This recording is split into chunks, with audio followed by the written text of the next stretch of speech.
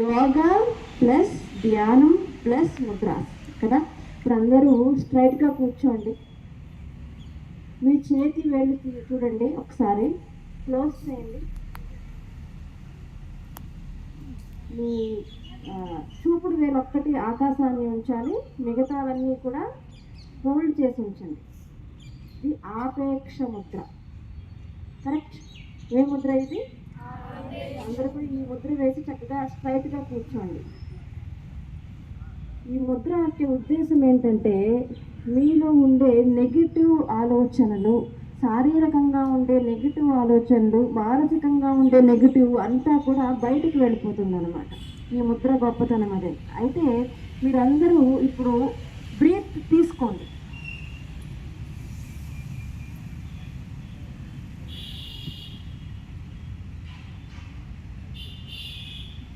ఇంకా స్ట్రైట్గా కూర్చోండి. నేను ఓంకారం చెప్తాను, మీరు బ్రీత్ని విడిచిపెట్టండి మళ్ళీ. ఓకేనా?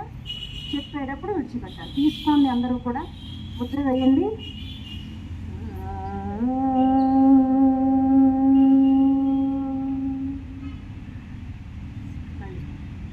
బ్రీత్.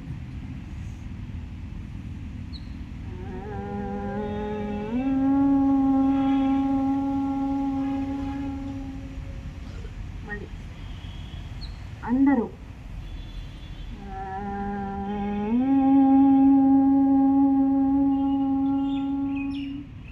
ఇది మీరు స్కూల్లో లెసన్స్ వింటున్నప్పుడు కూడా చేయొచ్చు. అర్థమైందా? ఒక స్టిఫ్గా కూర్చుని చక్కగా మీరు అందరూ చేయడం వల్ల మీలో మానసిక దృఢత్వత పెరుగుతుంది. ఎందుకంటే పెద్దవాళ్ళు ఎంతవరకు నేర్చుకున్నారో అంతవరకు నేర్చుకున్నారు, నేర్చుకోలేని వాళ్ళు ఎలాగో నేర్చుకోలేదు. రేపటి భవిష్యత్తు అంతా కూడా మీ అందరి పట్ల ఆధారపడి ఉంది. అందుకనే మన మోడీ గారు 11 సంవత్సరాల నుంచి యోగా గురించి యోగా డేస్ పెట్టి 11 సంవత్సరాలు అవుతుంది కదా. ఈ సంవత్సరం మాత్రం మనకు ఒక థీమ్ ఇచ్చారు. ప్రతి సంవత్సరం ఇస్తారు. ఈసారి ఇచ్చిన థీమ్ ఏంటంటే యోగా ఫర్ వన్ హెల్త్ అన్నారు. తెలుగులో ఏంటంటే ఒక భూమి కోసం, ఒక ఆరోగ్యం కోసం యోగా అన్నమాట. ఏంటి ఈ థీమ్ ఏంటంటే చెప్పండి పిల్లలు. భూమి కోసం, ఆరోగ్యం కోసం ఒక యోగా అట.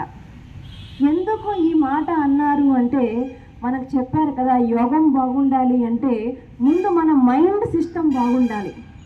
దానికోసమే మనకి పతాంజలి యోగ సూత్రాల్లో యోగా చిత్తవృత్తి నిరోధక అనే పదాన్ని మోడీ గారు తీసుకుని ఆ యమ నియమ ఆసన ప్రాణాయామ ప్రత్యాహార ధారణ సమాధి ధ్యాన స్థితిలో ఉన్న ఏవైతే అష్టాంగ యోగాలు ఉన్నాయో పిల్లలకి ప్రధానంగా ఉపయోగపడేది ఏంటంటే యమము. మీరు చిన్నతనం కోసం అన్నప్పుడు మీరందరూ చక్కగా యోగా చేశారు కదా, ఆరోగ్యవంతులు అవుతారు.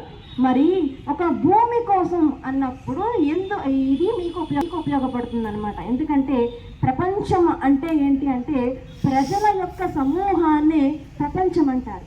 ప్రజలందరి యొక్క మైండ్ సిస్టమ్ బాగుంటే ప్రపంచం అంతా ఏమవుతుందమ్మా? బాగుంటుంది. ఎందుకంటే ప్రకృతి భగవంతుడు మనకి ఇచ్చిన వరం కదా. ఆ ప్రకృతిని మనం ఎప్పుడు కూడా పొల్యూట్ చేయకూడదు. దేనితో? మన బుద్ధితో.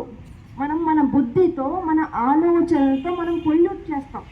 అలా చెయ్యకుండా పిల్లలు కానీ పెద్దలు కానీ ఈ ప్రధానంగా యమము పాటించాలన్నమాట. అంటే ఎప్పుడూ కూడా ఎవరిని ఇబ్బంది పెట్టకుండా, ఎవరిని మనసుకి నొచ్చుకోకుండా అహింసను మనం ఎప్పుడూ పాటించాలి. సత్యాన్నే మాట్లాడాలి. ఎవరి దగ్గర నుంచి మనం ఏది ఆశించకూడదు. అస్థేయం ఏది దొంగలించకూడదు మనం ఎప్పుడు కూడా. ఆఖరికి వారి యొక్క స్కిల్ని కూడా, ఎవరో ఒక మంచి పని చేస్తారు, అది మనమే చేసామని దాన్ని మనం దొంగలించకూడదు. బ్రహ్మచర్యము అంటే ఎట్ ప్రజెంట్గా ఉండడం. మీరు స్కూల్లో ఉంటే ఎలా ఉండాలి? ఎట్ ప్రజెంట్గా ఉండాలి. పాఠాలు వింటే ఎట్ ప్రజెంట్గా ఉండాలి. భోజనం చేస్తే ఎట్ ప్రజెంట్గా ఉండాలి. యోగా చేస్తే ఎట్ ప్రజెంట్గా ఉండాలి. ఎట్ ప్రజెంట్గా ఉండడమే బ్రహ్మచర్యం. బ్రహ్మచర్యం అంటే మనకి చాలా పెద్దలు చెప్తారు, కానీ మనకి మన వయసుకి మన మైండ్కి సరిపడేది ఇప్పుడు ఏంటంటే ఎట్ ప్రజెంట్గా ఉండడమే బ్రహ్మచర్యము. అపరిగ్రహము.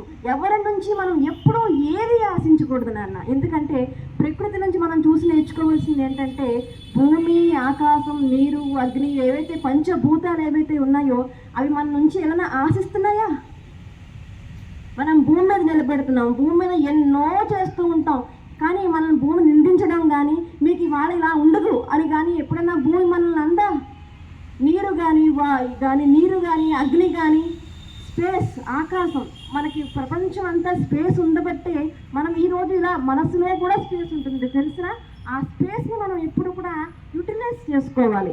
ప్రకృతి ఎలా ఉందో మనం అలా నడుచుకోవడమే ఈ యమం యొక్క ముఖ్య ఉద్దేశం. కాబట్టి దాన్ని ఉద్దేశించే ఈ సంవత్సరం మోడీ గారు యోగా దేనికోసమయ్యా అంటే ఆరోగ్యం కోసం, భూమి కోసం.